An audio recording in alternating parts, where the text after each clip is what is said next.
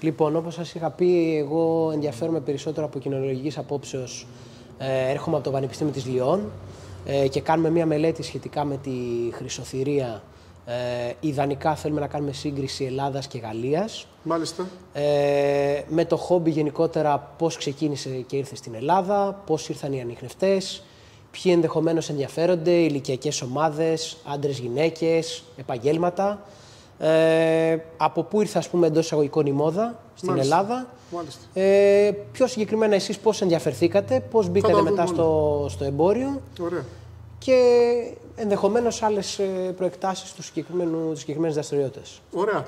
Κύριε Νίκο, ευχαριστώ που μου δίνετε την ευκαιρία να απαντήσω στις ερωτήσεις σας. Πιστεύω να βοηθήσω και εγώ στην εργασία σας και να βοηθήσω και πολλούς ενδιαφερόμενους για το χόμπι, οι οποίοι τώρα ξεκινάνε για να μάθουν κάποια πράγματα για αυτή τη δραστηριότητα εδώ στην Ελλάδα. Μπορείτε να με ρωτήσετε ό,τι θέλετε. Ωραία. Ας ξεκινήσουμε αρχικά, αν θέλετε να μας πείτε λίγο με τι ασχολείστε. Βεβαίως. Και πώς προέκυψε το ενδιαφέρον σας αρχικά με τη συγκεκριμένη δραστηριότητα. Βεβαίως. Και με το χόμπι της χρυσοθυρίας. Ασχολούμαι με πωλήσεις, αντιπροσώπευση δηλαδή ανιχνευτών μετάλλων στην Ελλάδα, σε μια οικογενειακή επιχείρηση η οποία λειτουργεί και απασχολούμε σε αυτήν από το 1996. Δηλαδή μιλάμε τώρα 29 ολόκληρα χρόνια. Επόμενη ερώτηση. Οπότε ουσιαστικά ξεκίνησε λόγω οικογενειακής επιχείρησης. Ήταν μια οικογενειακή επιχείρηση. Σε συνεργασία με τον αδερφό μου, ο οποίος είναι ηλεκτρονικός και αναλαμβάνει και το κομμάτι το τεχνικό. Γιατί αυτά τα μηχανήματα είναι ηλεκτρονικά και θέλουν κάποια υποστήριξη. Είτε service, εντός εγγύησης ή εκτός εγγύησης. Είχατε ασχοληθεί εσείς καθόλου με το χόμπι προτού μπείτε στις πωλήσεις? Βεβαίως. Έχω ασχοληθεί με τις έρευνες με ανιχνευτές μετάλλων, με το χόμπι, πάρα πολύ έντονα. Ιδιαίτερα όμως τα παλαιότερα χρόνια, σαν παιδί, σαν έφηβος, όπου είχα και πάρα πολύ χρόνο για να εξασκώ αυτή τη δραστηριότητα. Μιλάμε δηλαδή για έρευνες ως επιτοπλίστων σε παραλίες, για χαμένα αντικείμενα, κοσμήματα, χόμπι. Έτσι.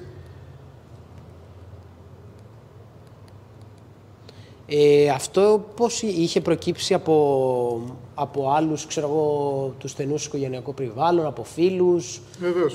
Τότε, για ποια περίοδο μιλάμε? Μιλάμε για τη δεκαετία του 90 τέλη έτσι, 90. Και αρχές και του 2000. Ήμουν πάρα πολύ ενεργός σε έρευνες. Μπορώ να πω ότι σε μηνιαία βάση, τουλάχιστον 10 ημέρες κάθε μήνα, θα χρησιμοποιούσα τον ανιχνευτή μετάλλων. Πράγμα που συνεχίζω τώρα να το χρησιμοποιώ, αλλά δεν έχω αυτή την άνεση του χρόνου. Ναι. Αυτό, κοιτάξτε, ήταν ένα μεγάλο ερέθισμα το οποίο δέχτηκα από τον πατέρα μου συγκεκριμένα, ο οποίος ήταν λάτρης της ιστορίας. Οι συζητήσεις δηλαδή τις οποίες έκανε με εμάς τα παιδιά πάντοτε είχαν να κάνουν με την ελληνική ιστορία και μπορώ να πω ότι μας έδωσε έτσι ένα ερέθισμα να αναζητούμε και να αγαπάμε την ιστορία του τόπου μας. Και κατ' επέκταση, οτιδήποτε μπορεί να θεωρηθεί ότι είναι έβριμα, οτιδήποτε ας πούμε είναι χαμένο ή κρυμμένο, ασκεί μια γοητεία. Τώρα μην ξεχνάτε ότι γενικά σε ένα παιδί υπάρχει μέσα μια γοητεία, ένα ένστικτο που αφορά την ανακάλυψη ή την έρευνα ή την εξερεύνηση. Αυτό εάν το εμφυσίσουμε και την αγάπη για την ιστορία, είναι ένας πολύ, ας πούμε, δυνατός συνδυασμός για να αγαπήσει και την έρευνα με τους ανιχνευτές μετάλλων. Είναι το έμφυτο κομμάτι του ανθρώπου, δηλαδή που αναζητάει την ανακάλυψη από την παιδική του ηλικία. Και είναι και ο ανιχνευτής μετάλλων ένα μέσο, ένα εργαλείο που θα μπορέσουμε να βγούμε έξω πρακτικά και να κάνουμε ανακαλύψεις, να κάνουμε έρευνα, να βρούμε αντικείμενα. Πάνω στο τελευταίο κομμάτι, όταν βρίσκατε αντικείμενα, τι τα κάνατε? Εμείς χρησιμοποιούσαμε πάρα πολύ τους ανιχνευτές μετάλλων για να κάνουμε έρευνα σε παραλίες. Εκεί, κοιτάξτε, υπάρχουν πολλά χαμένα αντικείμενα και γενικά η παραλία είναι ένα σχολείο για την χρήση του ανιχνευτή μετάλλων, γιατί το σκάψιμο είναι ευκολότατο.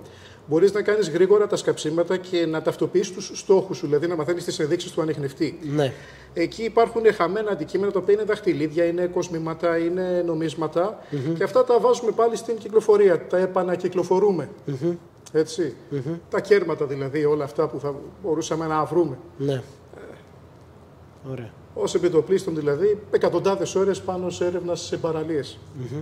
Αλλά και σε βουνό. Και σε βουνό. Και σε βουνό, ναι. Οι διαφορές εκεί ποιες είναι? Κοιτάξτε, στο βουνό το σκάψιμο είναι λίγο πιο δύσκολο. Οπότε απαιτεί χρόνο στο να έχεις ποσοτικά τα ευρήματα της παραλίας. Ναι.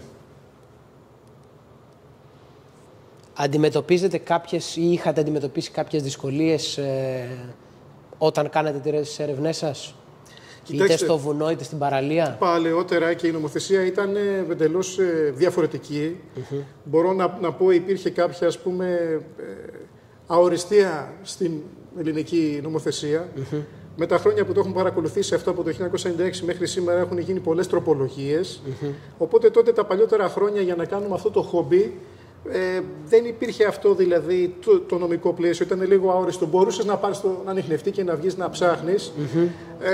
Ο νόμος παλαιότερα, ας πούμε, ερμηνευόταν στο ότι μπορείς να ψάξεις, αλλά δεν μπορείς να σκάψεις. Ωραία. Στην παραλία δεν σκάβαμε, απλά με το πόδι μπορούσαμε λίγο να παραμερίσουμε λίγο την άμμο και αυτό ήταν αρκετό. Οπότε ιδιαίτερες δυσκολίες με την έννοια ότι θα έπρεπε να μπούμε σε κάποια διαδικασία δηλώσεων, αιτήσεων, αδειοδοτήσεων και αυτά. Δεν είχαμε τόσο εκείνη την εποχή όσο αφορά την παραλία, έτσι. Ναι. Στο βουνό υπήρχαν ίσως άλλες επιπλέον δυσκολίες? Ναι, υπήρχαν. Αλλά και σε αυτές τις περιπτώσεις οι έρευνες μας περιορίζονταν σε χώρους οι οποίοι ήταν ιδιόκτητοι. Χωράφια δηλαδή, ιδιόκτητα, καταλαβαίνετε. Γιατί όπως και να το κάνεις, ακόμα και αν δεν υπάρχει το νομικό πλαίσιο, δεν μπορείς να πας σε μια ξένη περιουσία να χρησιμοποιήσεις ανιχνευτή μετάλλων χωρίς άδεια. Ναι. Γενικότερα, να το πιάσουμε ιστορικά, η προέλευση του συγκεκριμένου χόμπι γνωρίζετε από πού ξεκίνησε και πώς ήρθε στην Ελλάδα? Θα σας πω και για το πώς ξεκίνησε στην Ελλάδα, αλλά και από το εξωτερικό. Γενικά το boom του metal detecting, του χόμπι της ανίχνευσης μετάλλων, θα το αναζητήσουμε στη δεκαετία του 70. Ωραία. Γιατί τότε κατασκευάστηκαν ανιχνευτές μετάλλων, οι οποίοι είναι φορητοί και δεν απαιτούσαν, ας πούμε, πολύ μεγάλες μπαταρίες, δεν είχαν ένα ιδιαίτερο βάρος όπως παλιότερα. Ανιχνευτές μετάλλων έχουμε για άλλες χρήσεις, όπως επαγγελματική στρατιωτική χρήση, παράδειγμα από το Δεύτερο Παγκόσμιο Πόλεμο ακόμα, βιομηχανοποιημένο προϊόν, αλλά στη δεκαετία του 70 υπήρξαν πλέον, εφευρέθηκαν οι μπαταρίες, ναι, και υπήρξε κάποια σμίκρηση του κυκλώματος με εξελίξεις όπως τα τρανζίστορ, τα μικροηλεκτρονικά δηλαδή, πράγμα που επέτρεψε τον ανιχνευτή να γίνει ένα εμπορικό προϊόν και να απευθύνεται σε όλους και να πέσει και η τιμή του. Αυτά έγιναν στην Αμερική, έγιναν στην Αγγλία και εμπορικά ο ανιχνευτής μετάλλων εισήχθη στην Ελλάδα από τις αρχές της μεταπολίτευσης. Έχω γνωρίσει τον πρώτο αντιπρόσωπο ανιχνευτών μετάλλων, ο οποίος ήταν ο Γιώργος Πίτερσον, ένας Ελληνοαυστραλός δηλαδή, ο οποίος εισήγαγε τα μοντέλα της αγγλικής Syscope εδώ στην Ελλάδα. Από το 1974-75 δηλαδή υπάρχει ανιχνευτής μετάλλων, πωλείται στη χώρα μας. Από το 70-75 είπατε? Από το 75. Από το 75. Από 74-75 ας το πούμε καλύτερα. Ναι. Ωραία. Σε σχέση με τις νέες γενιές, πιστεύετε ότι ο ρόλος των κοινωνικών δικτύων έχει παίξει κάποιο ρόλο στο να διαδοθεί η συγκεκριμένη δραστηριότητα, το συγκεκριμένο χόμπι, ναι, και γενικότερα η ιδέα, ναι, γύρω από τη χρυσοθυρία και... Ναι, βέβαια, διότι τα παλαιότερα χρόνια όταν συζητούσαμε για ανιχνευτές μετάλλων μπορούσαμε μόνο να το φανταστούμε αυτό. Ενώ στη σημερινή εποχή οποιοδήποτε έχει έναν ανιχνευτή μετάλλων και ειδικά σε χώρες οι οποίες έχουν και κάποια ελαστικότητα στην νομοθεσία, μπορεί να τραβήξει κάποιο βίντεο in situ, δηλαδή στο χώρο, στο πεδίο, και να το δούμε πώς ψάχνει και να το δούμε και τη στιγμή, παράδειγμα, πώς κάβει ένας Αμερικάνος και βρίσκει μία πόρπη από τον εμφύλιο πόλεμο Βορείων και Νοτίων. Μπορούμε να δούμε έναν Άγγλο, ας πούμε, που δουλεύει σε ένα χωράφι στο Yorkshire, ας πούμε, να βγάζει ένα ρωμαϊκό νόμισμα. Οπότε είναι κάτι το οποίο έτσι γίνεται πιο δημοφιλές, γίνεται πιο ορατό, πιο κατανοητό από τον οποιοδήποτε, το τι μπορείς να προσδοκάς να βρεις με τον ανιχνευτή μετάλλων και πώς μπορεί να γίνει αυτό, έτσι. Οπότε η σύγχρονη τεχνολογία με τα μέσα κοινωνικής δικτύωσης έχει δημιουργήσει μια τεράστια προβολή σε αυτό το πράγμα και με τη βάση την οποία ανέφερα πριν, δηλαδή ότι την έμφυτη ροπή που έχουμε προς την ανακάλυψη και την έρευνα, μπορούμε να ανοίξουμε το κινητό ή τον υπολογιστή μας και να δούμε αυτά τα θαύματα που μπορεί να μας προσφέρει η ανίχνευση μετάλλων.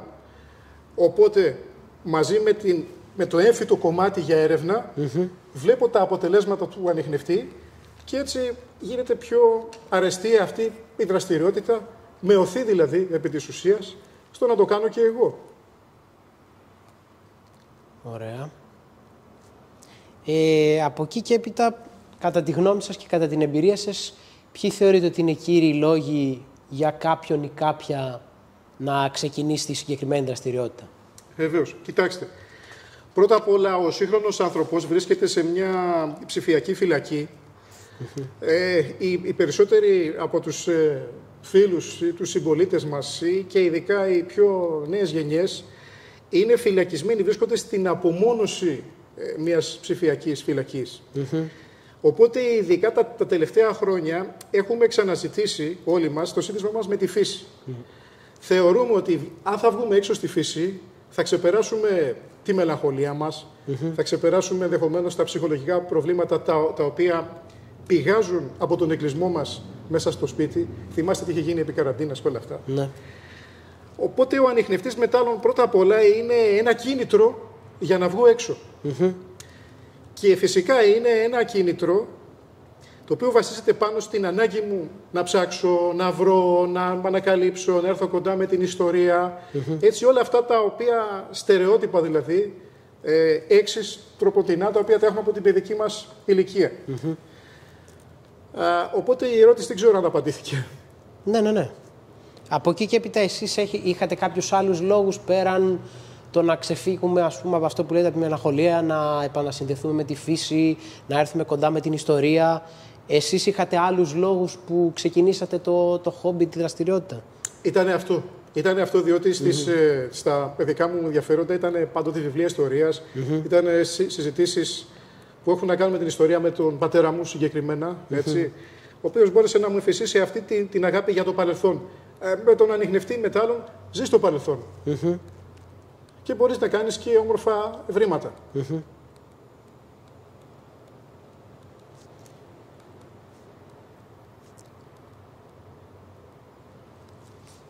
Από εκεί και έπειτα υπάρχουν, πώς επιλέγετε ή πώς επιλέγατε τις περιοχές τις οποίες θέλατε να πάτε να ανιχνεύσετε, να εξερευνήσετε? Υπήρχαν κάποια κριτήρια ή ήταν τυχαίες επιλογές, ας πούμε? Κοιτάξτε, οι επιλογές των περιοχών θα είναι πάντοτε κάποια σημεία τα οποία συγκεντρώνουν ανθρώπινη δραστηριότητα. Δηλαδή, μπορούμε να πάμε σε μια παραλία η οποία μαζεύει πάρα πολλούς λουόμενους. Αν θα πάμε σε μια παραλία η οποία έχει πολύ μεγάλη έκταση και ο κόσμος είναι τοποθετημένος αραιά, ανάλογα και τα ευρήματα θα είναι πιο φτωχά, έτσι. Ναι. Είναι, ας πούμε, παλιές πηγές στα χωριά όπου μαζεύονταν ο κόσμος τότε για να πάρει νερό. Είναι παλιά πλατώματα στα χωριά όπου στείνανε χορούς και κάναν πανηγύρια.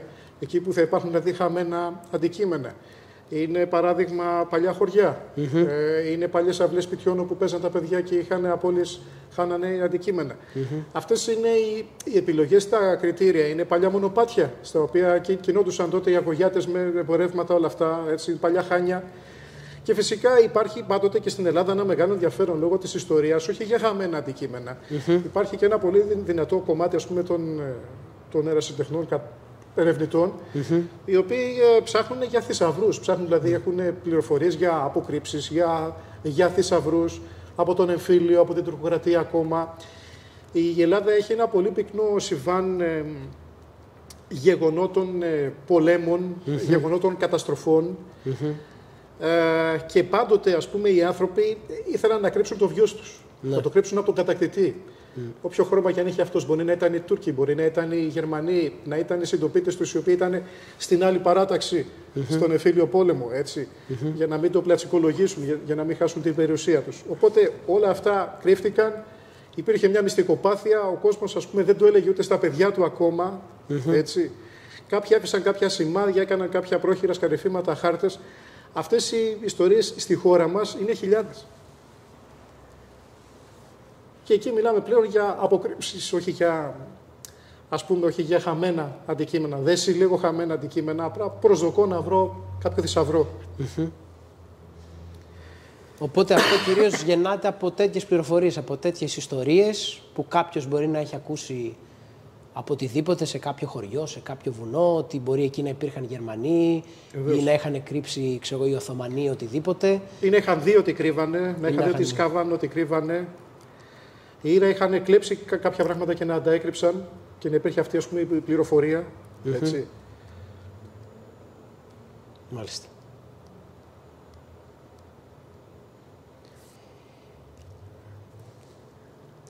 Κατά τη γνώμη σας, σε επίπεδο κρατών, πιστεύετε ότι υπάρχει κάτι το οποίο μπορεί να αλλάξει έτσι ώστε οι συνθήκες του συγκεκριμένου χόμπι να γίνουν καλύτερες?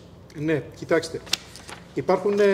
Υπάρχουν διαφορετικά νομικά πλαίσια και σε διαφορετικά κράτη. Δηλαδή, θα σας δώσω μια εικόνα. Παράδειγμα, στις Ηνωμένες Πολιτείες υπάρχει μια πολύ ανθυρή κοινότητα ερασιτεχνών ερευνητών με ανιχνευτές μετάλλων. Εκεί λοιπόν οι αρχαιολόγοι δεν έχουν, ας πούμε, την πρόφαση ότι αυτοί απειλούν την πολιτιστική κληρονομιά, διότι δεν υπάρχει πολιτιστική κληρονομιά. Και βλέπουμε λοιπόν ότι παρόλα αυτά ο κόσμος έχει το κίνητρο να κάνει έρευνα. Δηλαδή ψάχνει σε παραλίες, βρίσκει χαμένα αντικείμενα, βρίσκει σφαίρες από τον εμφύλιο πόλεμο, βρίσκει πόρπες, βρίσκει αντικείμενα στρατιωτικά. Γιατί λοιπόν αυτοί οι ερευνητές εκεί, αφού δεν έχουν το κίνητρο εν δυνάμει να βρουν αρχαία αντικείμενα και να βγάλουν χρήματα από αυτά, παρόλα αυτά εξασκούν αυτή τη δραστηριότητα? Την εξασκούν διότι είναι χόμπι, κύριε λοιπόν. Την εξασκούν γιατί είναι χόμπι και τους ενδιαφέρει αυτό. Τους ενθουσιάζει η ανακάλυψη. Και αυτό ισχύει παντού. Ακόμα και εδώ στη χώρα μας υπάρχει κόσμος ο οποίος ερευνά από χόμπι. Αυτό βέβαια κάποια μερίδα των αρχαιολόγων δεν θέλει να το εννοήσει. Στην Αγγλία πάλι έχουμε μια μεγάλη πολιτιστική κληρονομιά, έχουμε από τους Κέλτες ακόμα, από τους Ρωμαίους, και εκεί υπάρχει μια πολύ δυνατή κοινότητα χομπιστών, οι οποίοι ερευνούν σε συνεργασία με το κράτος όμως. Δηλαδή το κράτος τους επιτρέπει να βγουν και να ψάξουν παντού και οτιδήποτε βρουν σημαντικό, το οποίο είναι κάτι ποθητό από το μουσείο, δεν υπάρχει δηλαδή σε κάποιο άλλο αντίτυπο σε ένα κρατικό μουσείο, οι χομπίστες αυτοί συνεργάζονται με το κράτος, το παραδίδουν και αμείβονται. Οπότε και αυτό το κομμάτι της αμοιβής είναι ένα κίνητρο και ειδικά σε περιπτώσεις στις οποίες ο ερευνητής δεν έχει τη συνείδηση. Και θα πρέπει να το δούμε και εδώ, γιατί πολλοί κόσμος παίρνει άδεια χρήση ανιχνευτή μετάλλων εδώ στην Ελλάδα, αλλά προσαρμόζεται την αμοιβή. Δηλαδή υπάρχει αμοιβή βάσει νομοθεσίας, έχει θεσπιστεί όταν παραδίδεις κάποιο αρχαίο αντικείμενο, αλλά όταν το βρεις κατόπιν αδείας με τον ανιχνευτή μετάλλων, τότε δεν σου την χορηγούν, δεν τη δικαιούσε. Αυτό είναι κάτι άσχημο. Γιατί κατά τη γνώμη μου θα έφραζε οποιαδήποτε, ας πούμε, πιθανότητα κάποιος μη συνειδητός να λειτουργήσει έτσι και να θέλει να βγάλει χρήματα από αυτό. Όλοι θα το παραδίδαν. Το κράτος όμως δεν είναι καθόλου ευέλικτο για αυτό το πράγμα. Εδώ στην Ελλάδα.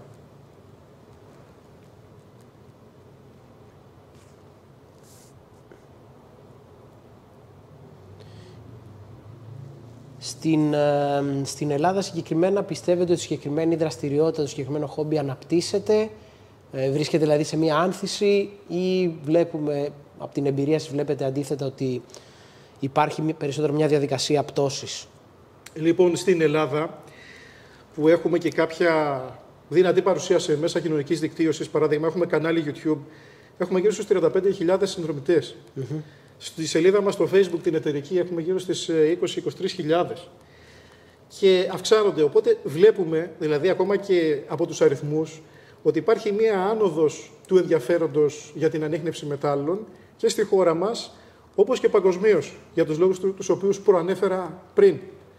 Για την μεγάλη προβολή δηλαδή αυτής της δραστηριότητας. Έτσι. Οπότε και στη χώρα μας αυτή η δραστηριότητα είναι σε άνοδο. Συγκεκριμένα στο Υπουργείο Πολιτισμού, που τηρείται ένα μητρό κατόχων ανιχνευτών μετάλλου, έχουν βγάλει δελτίο κατοχής γύρω στα 17.000 μηχανήματα και έχουν εκδοθεί άδειες χρήσης περί τις 2.500.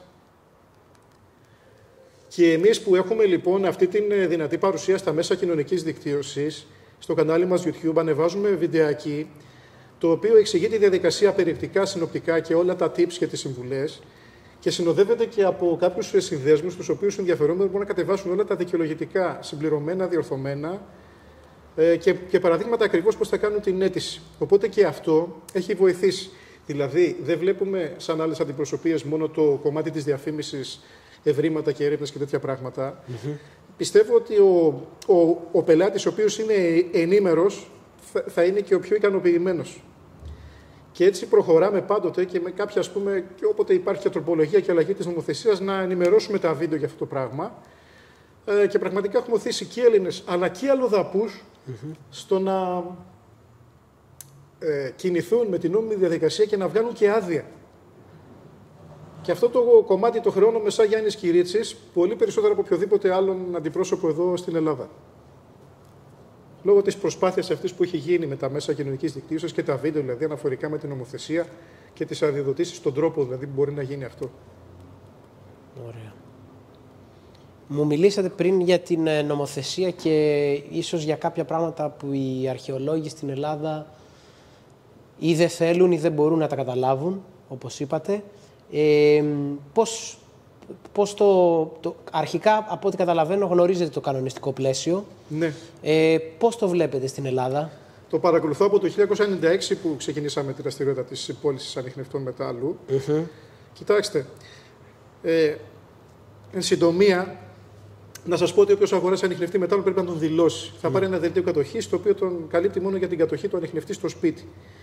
Για να τον βγάλει έξω να το χρησιμοποιήσει, με την τελευταία τροπολογία του Οκτωβρίου, έγινε κάποια, ας πούμε,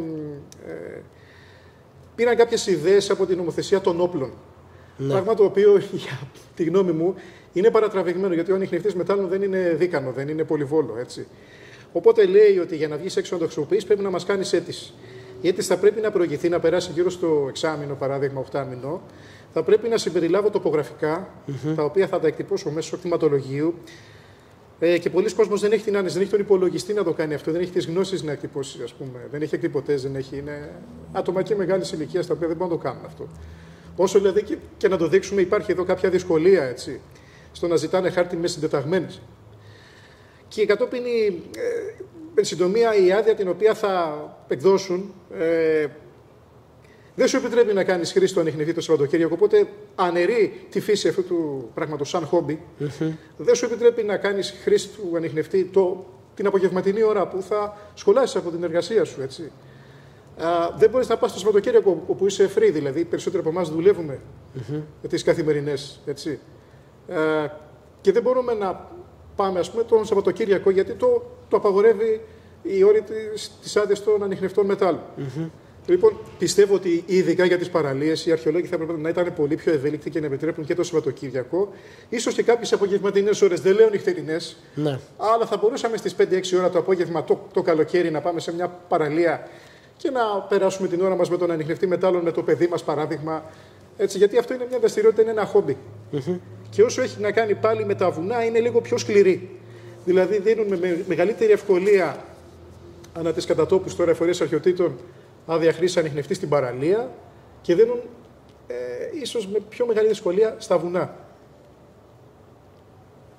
Αυτό γιατί πιστεύετε ότι συμβαίνει?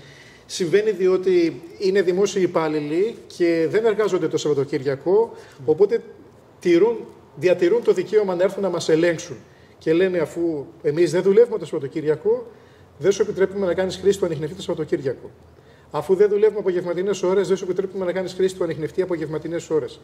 Στην ουσία αυτό είναι ένα πολύ ελεγχόμενο και από πλευράς τους είναι λίγο αποτρεπτικό, θα έλεγα. Αυτό το όλο καθεστώς. Ενώ δεν θα έπρεπε. Εάν ήταν έξυπνοι σαν τους Άγγλους, οι οποίοι άφησαν από το 1981 ελεύθερη τη χρήση του ανιχνευτή μετάλλων, κέρδισαν πάρα πολλά από τους χομπίστες. Θέλετε να σας το αιτιολογήσω αυτό? Βεβαίως. Οι αρχαιολόγοι είναι κάποιες εκατοντάδες. Οι χομπίστες είναι κάποιες χιλιάδες. Εάν τους έβλεπαν σαν ένα εργαλείο, θα μπορούσαν να τους χρησιμοποιήσουν, δίνοντάς τους έστω μια συμβολική αμοιβή όταν βρίσκουν αρχαιότητες. Όχι αμοιβή μεγάλη, ώστε να το κάνουν επάγγελμα, γιατί το φοβούνται αυτό ότι θα δώσουν ένα προηγούμενο και θα πάω και θα σκάβω και θα βρίσκω αρχαία. Όχι, αυτό δεν πρόκειται να γίνει. Έτσι. Αν δίνουν κάποια συμβολική αμοιβή, τότε θα ανακαλύψουν κάποιες περιοχές οι οποίες υπάρχουν αρχαιότητες και δεν είναι καταγεγραμμένες στο χάρτη τους και θα εξαλείψουν και κάποια φαινόμενα κάποιων ασυνείδητων, οι οποίοι δεν έχουν τη συνείδηση για να το κάνουν αυτό. Αν έχουν όμως το κίνητρο, έστω κάποια συμβολική αμοιβή, σας το εγγυώμαι ότι δεν θα υπήρχε αρχαιοκαπηλεία.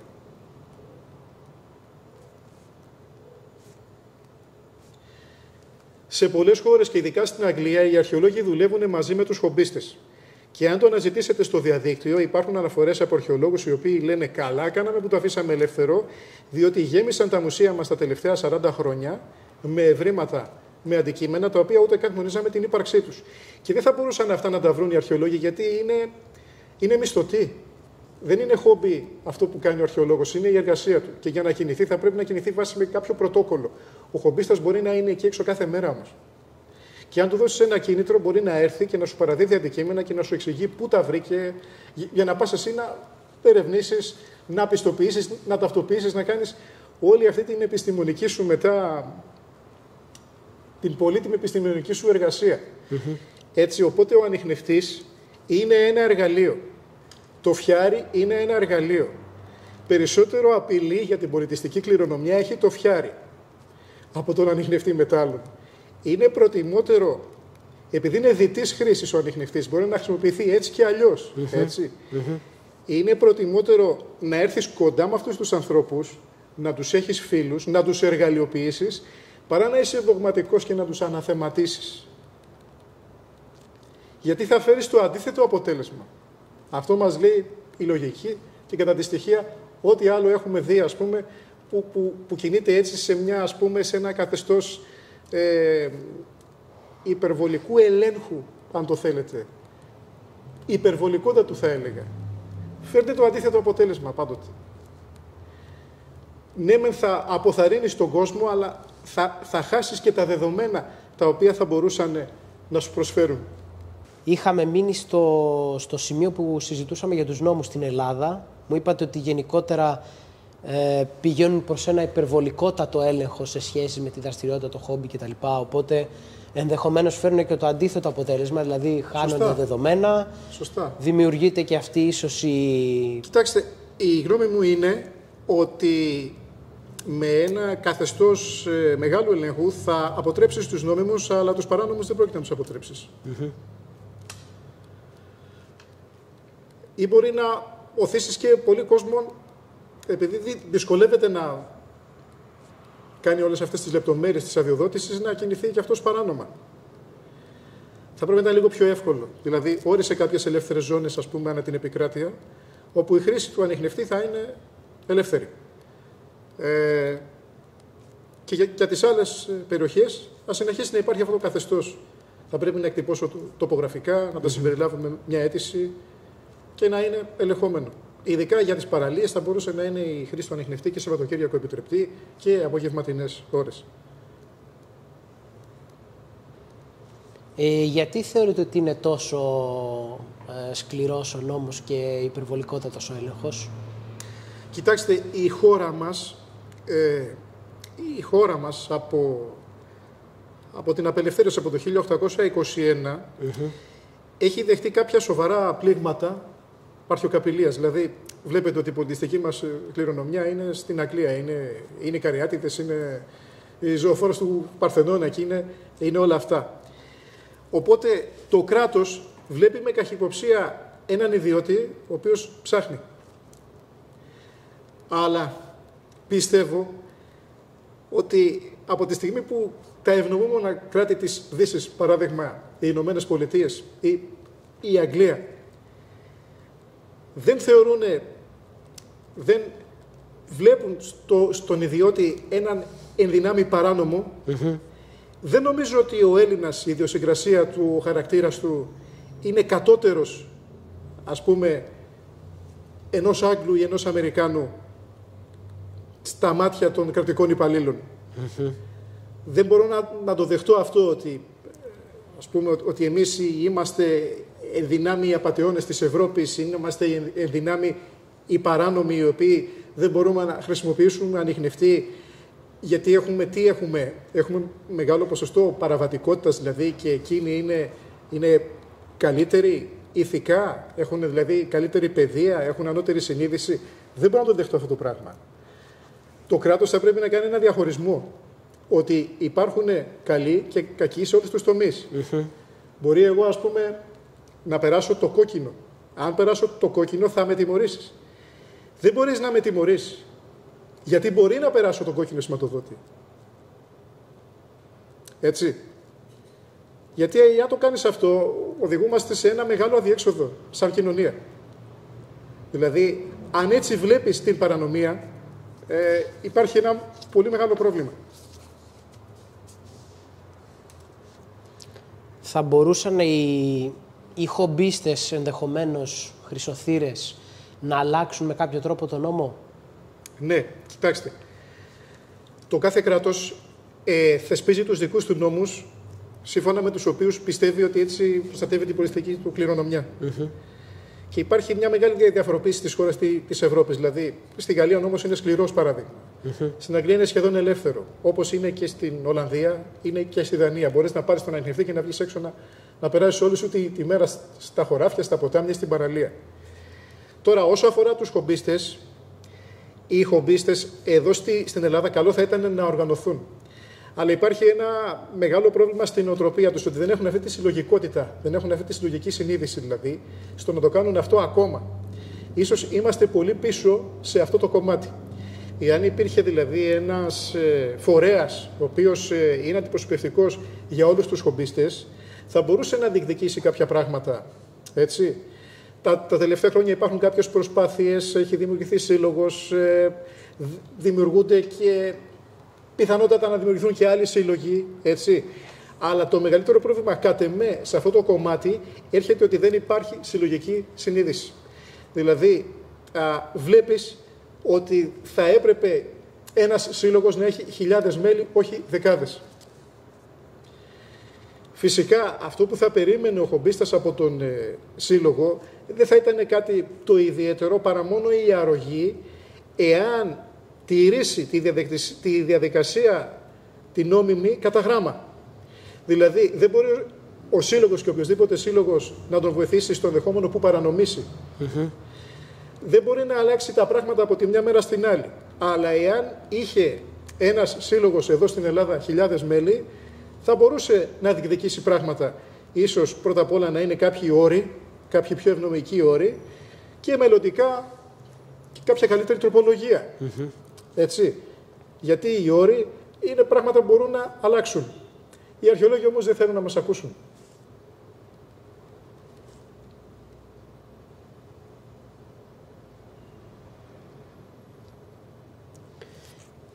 Ποια θεωρείτε ότι είναι τα ωφέλη της ανίχνευσης μετάλλων?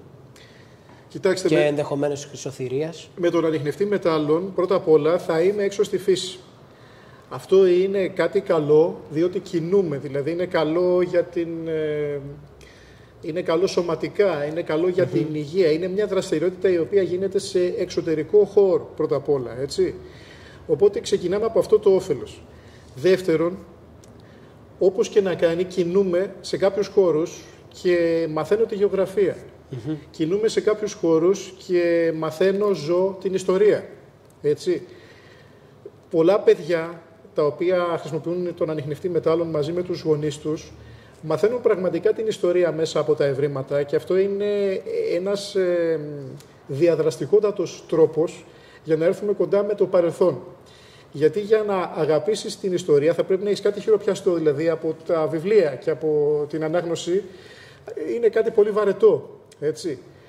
Χρησιμοποιώντας έναν ανιχνευτή μετάλλων μπορείς να έχεις περισσότερα κέρδη παρά χασούρα.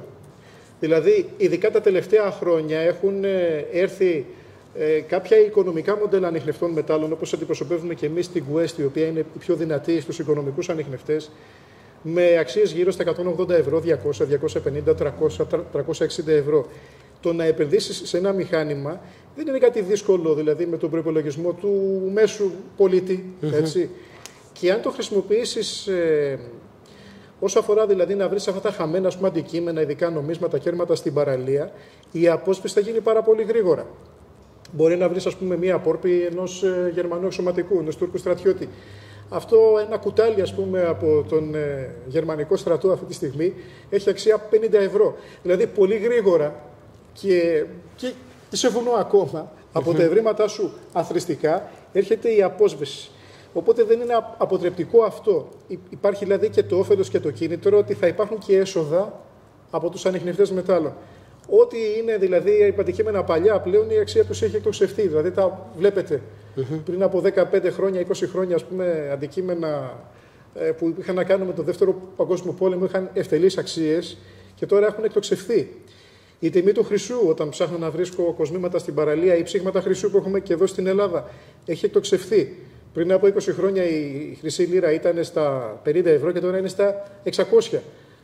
Ό,τι έχει να κάνει δηλαδή με αντίκες ευρήματα, έχει πλέον μια πολύ μεγάλη αξία.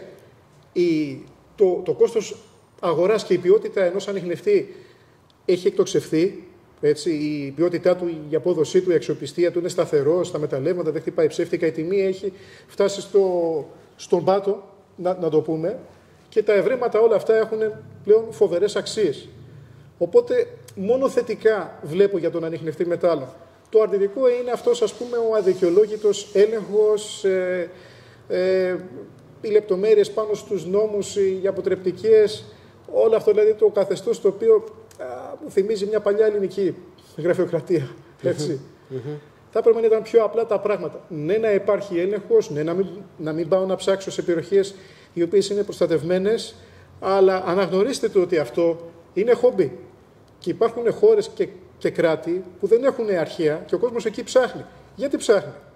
Ψάχνει από λόγους χόμπι. Και αυτό μπορεί να υπάρχει και εδώ στην Ελλάδα. Δεν είναι όλοι δηλαδή εν δυνάμει παράνομοι.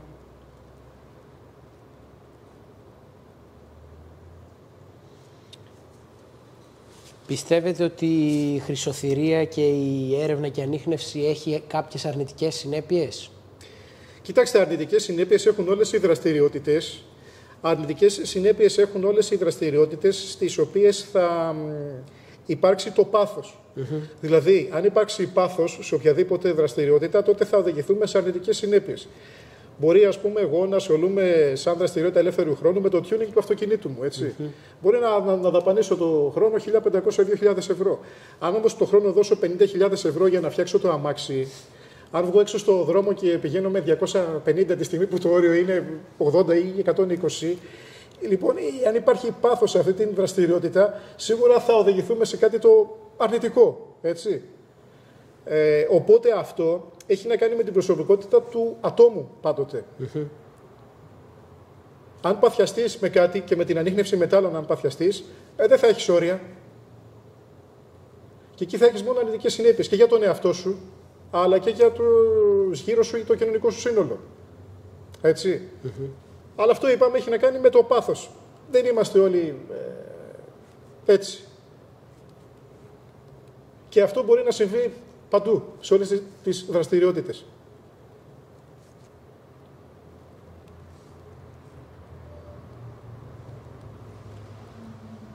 Κατά τη διάρκεια των ερευνών θα μπορούσατε να μας πείτε κάποιες ενδεχομένως δυσκολίες που αντιμετωπίζετε? Κοιτάξτε, τώρα είναι καμιά φορά και η νοοτροπία δηλαδή την οποία σε βρίσκουν να ψάχνεις, ας πούμε, στην παραλία και σου λένε τι κάνεις εδώ, ψάχνεις να βρεις χρυσό, ψάχνεις να βρεις λίρες. Υπάρχει και αυτό το αρνητικό στερεότυπο σε πολύ κόσμο. Παρ' όλα αυτά, τα τελευταία χρόνια με την προβολή από τα κοινωνικά, από τα μέσα κοινωνικής δικτύωσης, YouTube, Facebook, όλα αυτά, πλέον καταλαβαίνουν ότι όποιος χρησιμοποιεί τον ανιχνευτή μετάλλων δεν είναι παθιασμένος στο να γίνει πλούσιος, έτσι. Το κάνει αυτό και για λόγους χόμπι και δεν είναι δηλαδή εν δυνάμει και ένας αρχαιοκάπηλος, δηλαδή ένας ασυνείδητος. Παρ' όλα αυτά υπάρχει αυτό το στερεότυπο από κάποιους οι οποίοι δεν το έχουν ψάξει αυτό. Έχουν μείνει δηλαδή στο παλιό στερεότυπο το οποίο υπήρχε πριν έχουμε μέσα κοινωνικής δικτύωσης και πριν το προβάλλουμε αυτό σαν δραστηριότητα. Αυτό είναι κάποιες δηλαδή αρνητικές συνέπειες, ότι μπορεί να στιγματιστείς ειδικά σε κάποιες μικρές κοινωνίες όπως είναι χωριά. Έτσι. Τι κάνει αυτός, πήρε ανιχνευτή, ψάχνει να βρει τις λίρες, ψάχνει για αρχαία. Έτσι. Μπορεί να δεν έχει σχέση αυτό δηλαδή με την πραγματικότητα. Ούτε λίρες ψάχνουμε να βρούμε για να γίνουμε πλούσιοι, ούτε αρχαιοκάπηλοι είμαστε. Το κάνουμε αυτό για λόγους χόμπι. Μπορεί να χαρούμε, ας πούμε, που βρίσκουμε ένα κάλικα. Μπορεί να χαρούμε που βρίσκουμε ένα κουμπί αποστολή. Μπορεί να βρούμε ένα παλιό μαχαίρι να το συντηρήσουμε. Αυτό είναι η αγάπη της ανίχνευσης μετάλλων. Αυτό είναι το χόμπι, μπορώ να πω. Να βρούμε ένα παλιό βόλι, έτσι. Να βρούμε ένα παλιό εργαλείο. Και στην ουσία να περάσουμε την ώρα μας. Να μην είμαστε μέσα στο σπίτι, να μην είμαστε κλεισμένοι μέσα στους 4 τοίχους του σπιτιού. Θα μπορούσατε να μοιραστείτε μαζί μας μερικά από κάποια ευρήματα που είχατε, ίσως είναι ενδιαφέροντα, ιδιαίτερα παραδείγματα ή κάποια ίσως απρόσμενα. Ψάχνατε δηλαδή κάτι άλλο και βρήκατε κάτι άλλο. Βεβαίως, για παράδειγμα ήμουνα σε μια παραλία, έψαχνα και με προσέγγισε κάποια ηλικιωμένη κυρία και μου ανέφερε ότι το παιδί της είχε χάσει μια χρυσή χειροπέδα. Με καθοδήγησε εκεί στο σημείο, κάναμε μια έρευνα για κάποιο χρονικό διάστημα, χτύπησε το μηχάνημα διάφορα αντικείμενα, μπορείς να βρεις στην παραλία. Στο τέλος βρήκαμε και την χειροπέδα και την παραδώσαμε. Θυμάμαι ότι η κυρία απαιτούσε, ήταν στα ουράνια. Ήταν και ένα ζευγάρι, καθισμένο λίγο πιο πάνω στην παραλία και ψιθύρισαν. Τι κάνει αυτός τώρα, ψάχνει να βρει. Όταν βγήκε, η αλυσίδα, την οποία την έβαλα και κάπως έτσι επιδεικτικά, άκουσα, αναφώνησα. Τη βρήκε, έτσι. Λοιπόν, πολλές τέτοιες περιπτώσεις. Σε κάποια άλλη περίπτωση όπου κάναμε και κάποιο βίντεο για το κανάλι μας στο YouTube, βρήκαμε σε κατάσταση, ήταν πετρωμένο αυτό, έτσι, σε μεγάλη διάβρωση. Βρήκαμε ένα εμπροστογεμές όπλο, το λεγόμενο κουμπούρι, το οποίο χρονολογείται στα πρώτα χρόνια μετά την Ελληνική Επανάσταση. Αυτό ήταν σε κακή κατάσταση. Λογικά το είχε κρύψει κάποιος, αλλά καθαρίστηκε, συμπληρώθηκαν κάποια κομμάτια που του έλειπαν πάνω και πραγματικά ήταν ένα απρόσμενο έβριμα σε ένα βίντεο στο οποίο έχει και τον αντίστοιχο τίτλο στο YouTube, βρέθηκε κουμπούρι, έτσι. Και είναι κάτι που το έχουμε ζήσει και το έχουμε δείξει και στην κάμερα κιόλας. Και πολλές άλλες περιπτώσεις.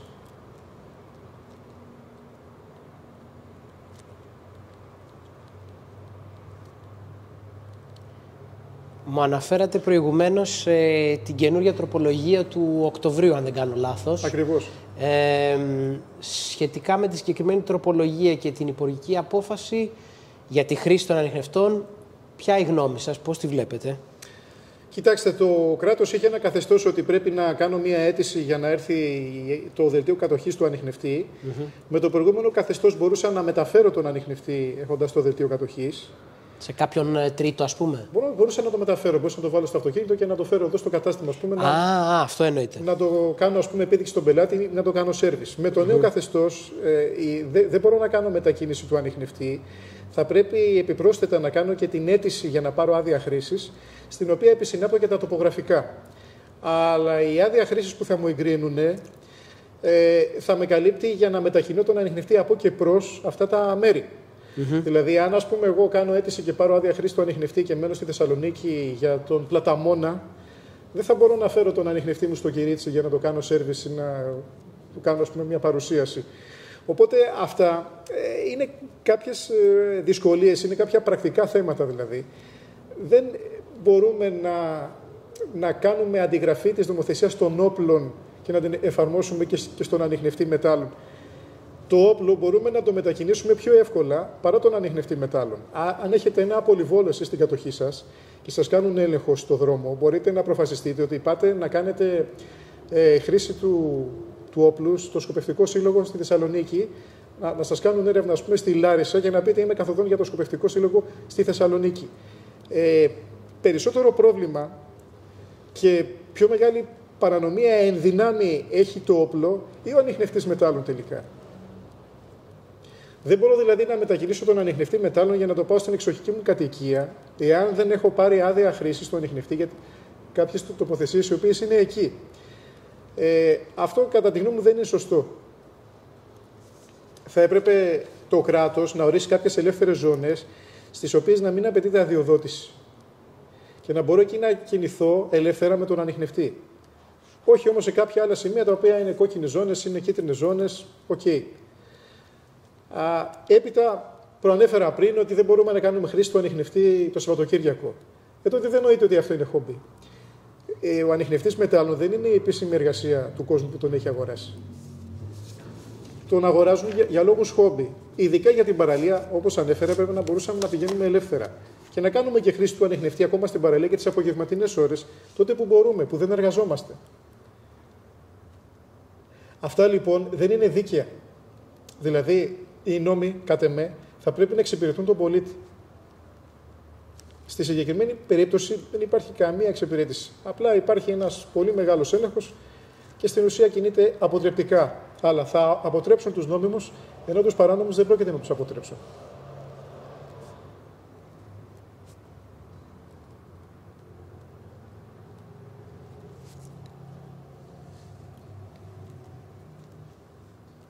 Σε σχέση με τις ηλικιακές ομάδες, τα φύλλα, άντρες, γυναίκα κτλ. Και τις επαγγελματικές κατηγορίες, ποιοι θεωρείτε ότι ασχολούνται με τη δραστηριότητα αυτή? Σωστά. Περισσότερο ασχολούνται άντρες σε ένα μεγάλο ποσοστό, να το πούμε 90%. Αλλά τα τελευταία χρόνια βλέπουμε και νέες κοπέλες οι οποίες το κάνουν αυτό από χόμπι. Δηλαδή έχουμε δώσει και πολλούς ανιχνευτές σε νέες κοπέλες οι οποίες είναι σε νησιά, είναι δηλαδή κάτοικοι νησιωτικών περιοχών και το χρησιμοποιούν αυτό. Δηλαδή και αυτό σιγά σιγά αρχίζει να αλλάζει.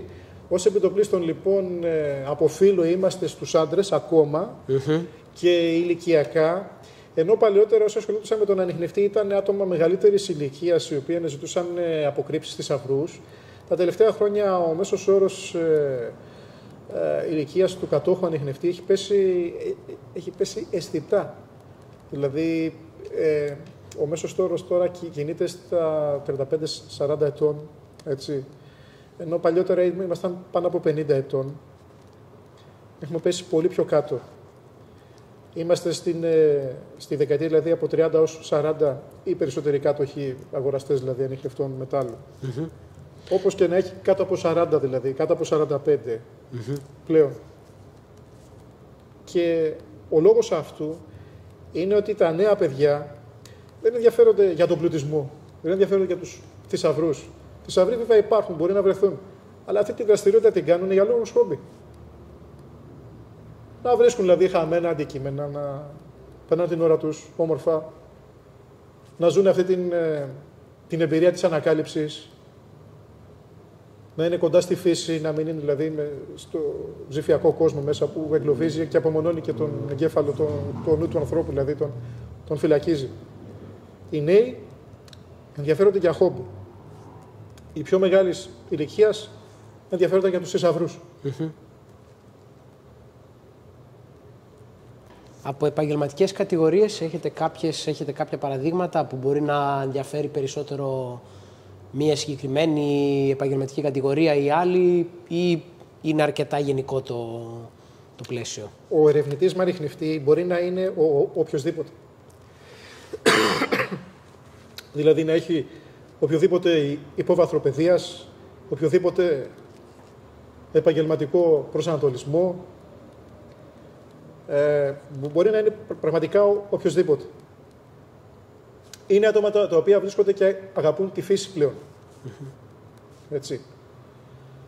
Δεν μπορούμε να τους βάλουμε σε κάποια καλούπια, δηλαδή να πούμε ότι σε αυτό το επάγγελμα έχουμε πιο πολλούς, δηλαδή χειριστές ανιχνευτή ή οι χειριστές, ας πούμε, ανιχνευτή είναι περισσότερο χαμηλού εισοδήματος ή υψηλού.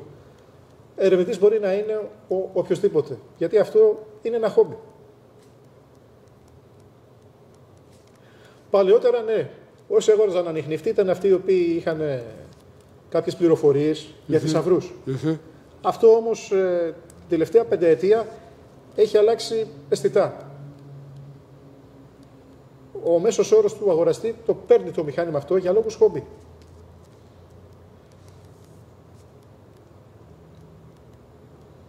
Στη συγκεκριμένη δραστηριότητα τώρα, μια που μιλάτε για τις νέες γενιές ή και σε σύγκριση με τις παλαιότερες, πιστεύετε ότι γίνεται κατά μόνας, δηλαδή ο καθένας πάει μόνος του με κάποιο φίλο, με κάποιο συγγενή, με την κοπέλα του ή το αγόρι του ή πάνε παρεΐστικα, υπάρχουν και ομάδες έρευνας και γκρουπ π.χ.?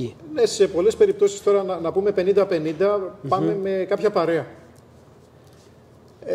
Είναι χρήσιμο δηλαδή στο βουνό να έχω κάποια παρέα, διότι μπορεί ας πούμε κάπου να γλιστρήσω, κάπου να σκοντάψω, έτσι. Θα πρέπει να έχω κάποιον μαζί συνοδό. Τις περισσότερες φορές γίνεται αυτό. Όταν κάποια άτομα δουλεύουν ας πούμε, σε κάποιους χώρους πιο γατούς, δηλαδή είναι τα χωράφια τους, είναι τα χωριά τους, δεν είναι δηλαδή δύσβατες περιοχές, πηγαίνουν και μόνοι τους. Αλλά πάντοτε όταν μιλάμε για κάποια πιο έρευνα υποτύπων αποστολής εντός εισαγωγικών, εκεί πάντοτε έχουμε μαζί μας τουλάχιστον και κάποιον φίλο ή κάποιο συγχομπίστα δηλαδή. Έτσι.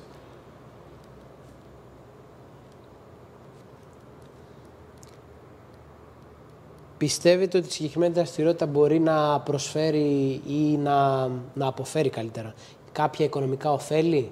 Ναι, βεβαίως μπορεί να αποφέρει και κοινωνικά ωφέλη. Αν το ψάξετε στην Ευρωπαϊκή Ένωση, έχουν υπάρξει κάποιες οικονομολογικές μελέτες για κάποια τρύπα των κερμάτων ευρώ, ότι έχουν χαθεί. Ότι έχουν χαθεί, λένε, στα ντουλάπια. Εγώ θα σας πω ότι δεν έχουν χαθεί στα ντουλάπια και στις αποθήκες. Έχουν χαθεί στις παραλίες και στα πάρκα. Οι χομπίστες κάθε χρόνο, και εδώ στην Ελλάδα, επανακυκλοφορούν εκατοντάδες χιλιάδες ευρώ από αυτά τα κέρματα. Τα βάζουν πάλι στην κυκλοφορία. Και αυτό είναι ένα πολύ σημαντικό για το όλο το οικονομικό-τραπεζικό σύστημα δηλαδή, γιατί μιλάμε για μια μαύρη τρύπα. Τα κέρματα, τα λεπτά, τα δίλεπτα, δηλαδή τα ευρώ και τα 2 ευρώ, έτσι. Οπότε αυτό το κομμάτι της επανακυκλοφορίας χρημάτων τα οποία έχουν χαθεί από το τραπεζικό σύστημα, ευθύνεται ο μέσος κάτοχος χειριστής ανιχνευτή μετάλλου. Αυτό επίσης, κάποιες άλλες αντίκες, οι οποίες βρίσκονται. Και αυτά όλα έχουν κάποια αξία. Εμπλουτίζονται τα δεδομένα, τα ιστορικά, ανακαλύπτονται αντικείμενα τα οποία έχουν και αυτά την αξία τους. Δημιουργείται δηλαδή χρήμα από το πουθενά. Έτσι. Και αυτό είναι κάποια άλλη προέκταση την οποία πολλοί δεν τη γνωρίζουν για το χόμπι της ανίχνευσης μετάλλων.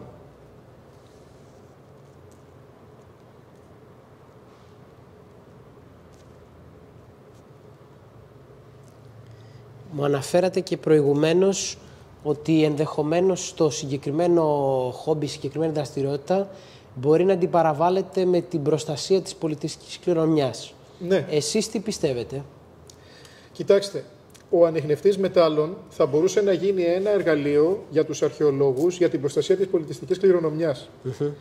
Διότι αυτοί που το χρησιμοποιούν είναι χομπίστες, είναι ιδιώτες οι οποίοι μπορούν να αφιερώσουν πραγματικά πάρα πολύ χρόνο, να δαπανίσουν πάρα πολύ χρόνο, τα οποία ένας κρατικός υπάλληλος δεν το κάνει.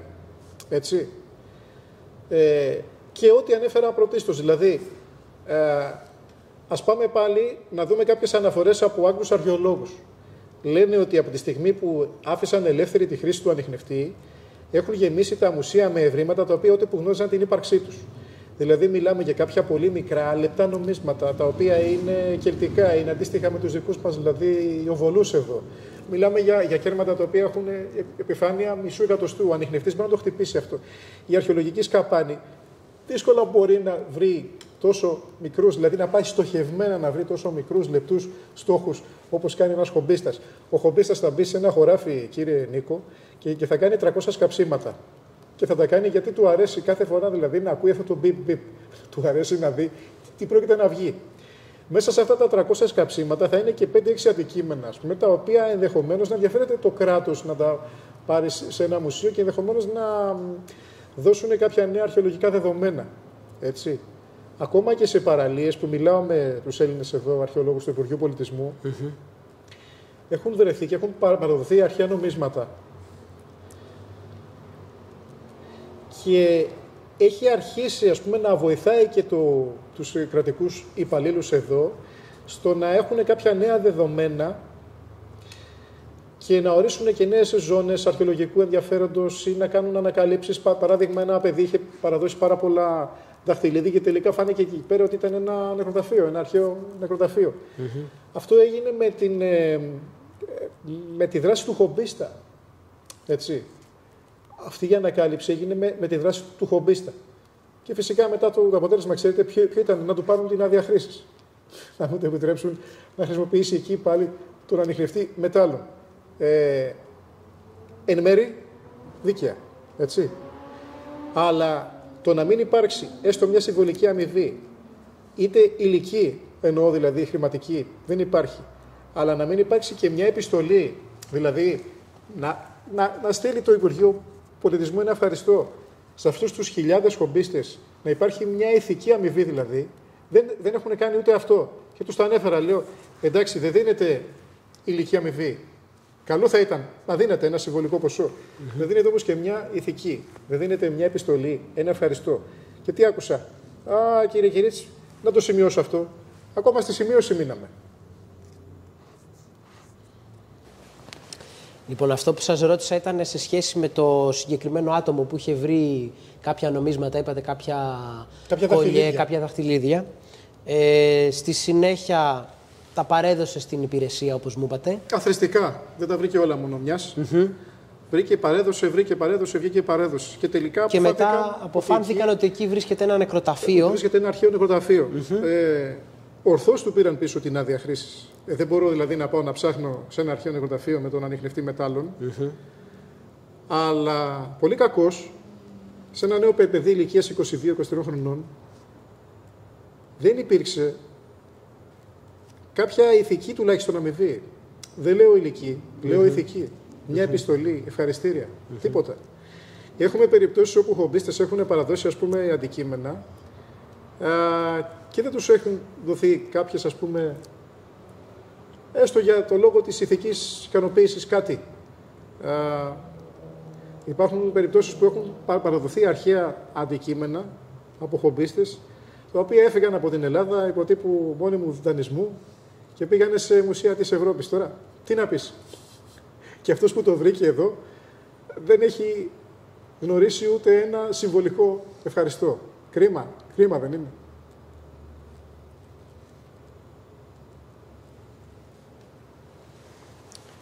Σε σχέση με την προστασία που λέγαμε της πολιτιστικής κληρονομιάς, μου είπατε ποια θα μπορούσαν να είναι τα πλεονεκτήματα ενός ανιχνευτή. Πιστεύετε ότι μπορεί να υπάρχουν και μειονεκτήματα? Μπορεί να υπάρχουν μειονεκτήματα, γιατί ο ανιχνευτής είναι ένα εργαλείο το οποίο κινείται σε διτή χρήση. Μπορεί να δουλέψει για χόμπι, μπορεί να δουλέψει και για... εντάξει, αλλά αυτό υπάρχει ένα νομικό πλαίσιο που η παρανομία τιμωρείται. Έτσι. Αν εγώ παρανομήσω με το οποιοδήποτε πράγμα, μπορεί να είναι, ας πούμε, το αυτοκίνητό μου, μπορεί να είναι αν έχω άδεια κυνηγείου. Αν κυνηγήσω εκτός κυνηγετικής περίοδου ή σε περιοχή που είναι natura, είναι προστατευόμενη, θα με τιμωρήσουν. Εδώ στην νομοθεσία του ανιχνευτή, στην τροπολογία, κινείται αποτρεπτικά, όχι κατασταλτικά. Κινείται αποτρεπτικά. Και αυτό λέμε ότι είναι κάτι άσχημο. Γιατί κατά τη στοιχεία σε άλλες χώρες που το είδαν μη δογματικά και το είδαν πιο ελαστικά, υπήρξε όφελος για την πολιτιστική κληρονομιά.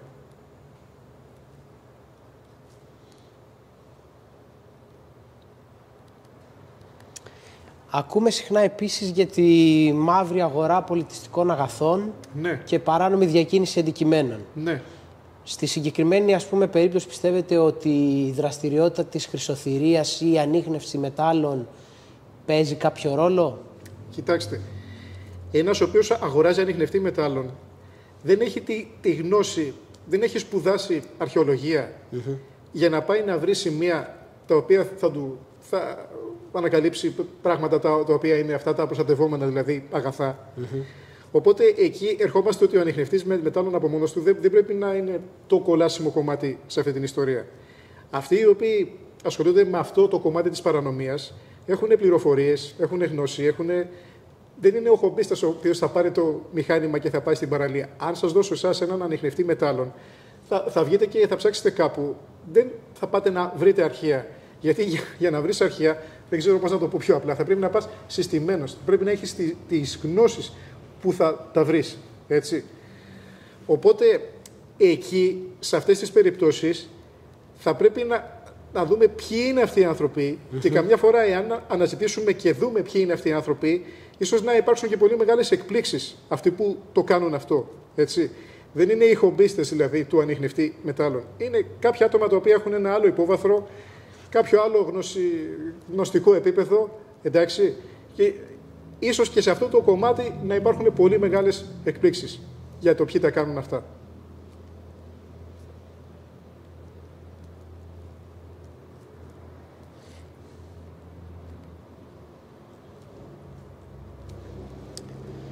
Και κάποιες άλλες ερωτήσεις επί πιο προσωπικού, να το θέσω έτσι. Ασχέτως από τη δραστηριότητά σας και τα χόμπι σας, ήσασταν ποτέ μέλος σε κάποιες, ενώσεις, συλλόγους? Όχι. Δεν το έχω επιδιώξει αυτό ποτέ. Ούτε κομματικά, ούτε σε σωματεία, ούτε σε συλλόγους, τίποτα από αυτά.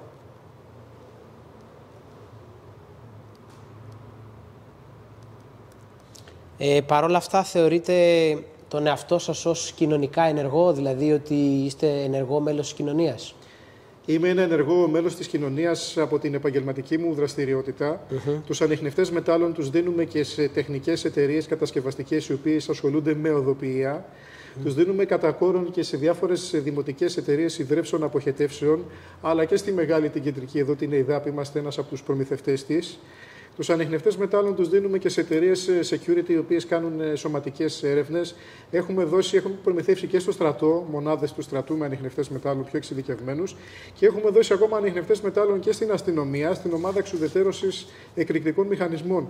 Έχουν πάρει μηχάνηματα δηλαδή εξειδικευμένα, τα οποία έχουμε δουλέψει και εμείς τις παραμέτρους στο μενού τους, κατόπιν επισκέψεων σε χώρους τους, όπου μας έχουν βάλει αντικείμενα για να βρούμε δηλαδή κάποιες παραμέτρους οι οποίες θα τους εξυπηρετήσουν στο να βρουν πυροδοτικούς μηχανισμούς, να βρουν οπλισμό, έτσι. Έχω συνεργαστεί πάρα πολλές εταιρείες κρατικές και μη για την προμήθεια ανιχνευτή μετάλλων για εξειδικευμένες χρήσεις. Αυτό είναι που σας είπα, ότι ο ανιχνευτής είναι διτής, είναι ένα εργαλείο διτής χρήσης. Δεν είναι δηλαδή αυτό που βλέπει μόνο το κράτος.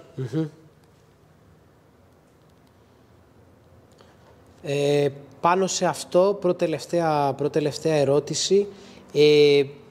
Εσείς, ας πούμε, από την πλευρά ή από τους χομπίστες που ξέρετε, τι πιστεύετε θα μπορούσαν να κάνουν για να διώξουν κατά κάποιο τρόπο τους άλλους οι οποίοι είναι οι παράνομοι, εν πάση περιπτώσει θα πάνε να βρουν τα αρχαία, δεν θα τα δηλώσουν ή οτιδήποτε σχετικό?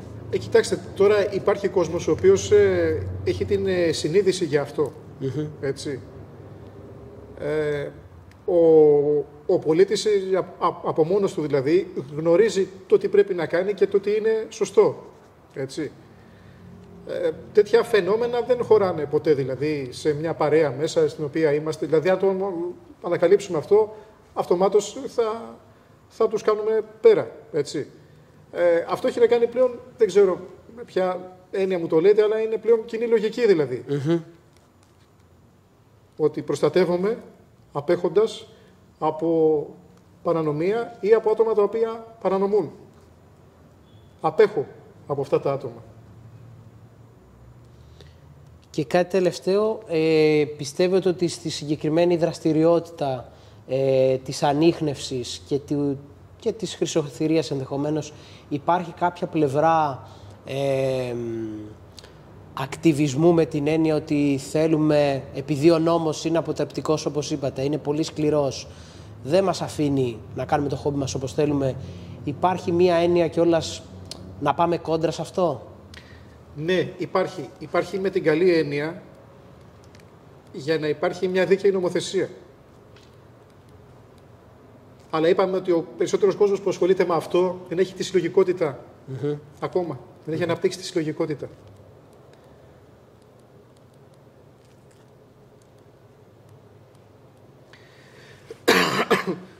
Πρώτα θα αναπτύξουμε τη συλλογικότητα, πρώτα θα συνεργαστούμε και θα αφήσουμε πίσω μας ενδεχομένως έρηδες που μπορεί να έχουμε, έτσι, που να αφορούν, ας πούμε, ότι να, εγώ ψάχνω σε αυτή την παραλία εδώ γιατί ψάχνεις κι εσύ, έτσι. Ή εμένα το μηχάνημά μου είναι καλύτερο από το δικό σου. Δηλαδή, ενδεχομένως υπάρχει και αυτός ο παδισμός μερικές φορές. Αυτά, εάν μπορέσουμε και τα αφήσουμε πίσω και θα δούμε δηλαδή το δάσος και θα ξεχάσουμε το δέντρο, έτσι, τότε θα μπορέσουμε να οργανωθούμε και να διεκδικήσουμε. Πρώτα απ' όλα καλύτερους όρους και ενδεχομένως κάποια καλύτερη τροπολογία μετά. Ένα νόμο δηλαδή καθ' ολοκληρία ανατρεπτικό στα πρότυπα κάποιων χωρών οι οποίες έχουν κάνει αυτό το βήμα εδώ και πάρα πολλές δεκαετίες πίσω. Εντάξει, σας ευχαριστώ πάρα πολύ. Ευχαριστώ και με καλύψατε. Κύριε Νίκο, ευχαριστώ και εύχομαι στην εργασία σας να έχω προσθέσει ένα μικρό λιθαράκι. Θα ανεβάσω βέβαια και τη συνέντευξή σας στο YouTube για όλους τους ενδιαφερόμενους, οι οποίοι πιστεύω ότι έχουν να αποκομίσουν γνώση από αυτό. Είτε είναι νέοι ενδιαφερόμενοι, είτε είναι παλιοί οι οποίοι ήδη δουλεύουν με ανιχνευτές μετάλλων. Ευχαριστώ πολύ. Ευχαριστώ και εγώ. Να είστε καλά.